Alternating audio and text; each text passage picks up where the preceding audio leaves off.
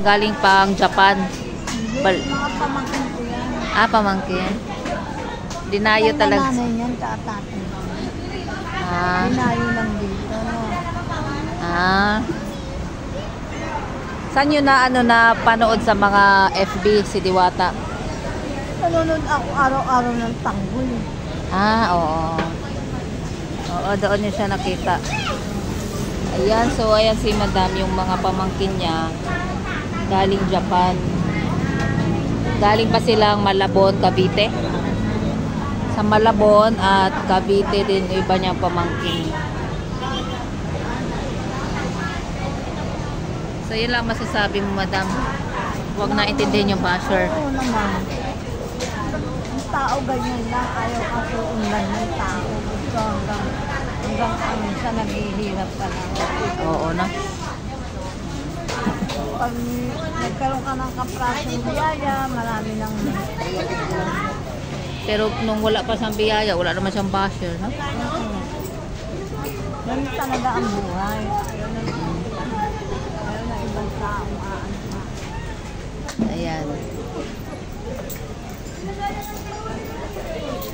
Ayan. Thank you sa pagbisita dito, Madam. At yun nga ang ano nila, masarap ang chicken at pares ni Diwata. Ayan, ayan yung ano niya, oh. Ang pamilya niya. Parang ilan kayo? Hindi ko mabilang, 20? 20?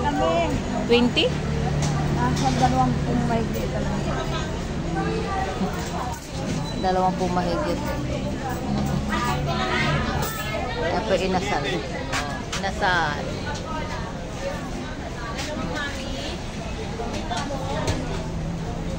So, ayan. Ha? Pilipino hapon. Ayan. Ayan, bata. Ganda nga eh. Hapon asawa niya. Tapos yung isa, yung nagpa-picture kay Diwata.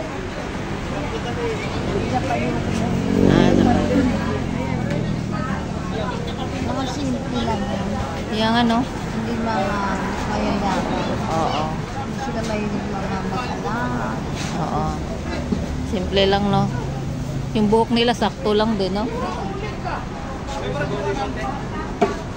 Yan, thank you, Madam, ha. Ikot mo na ako. So, ayun yung ating update dito, no?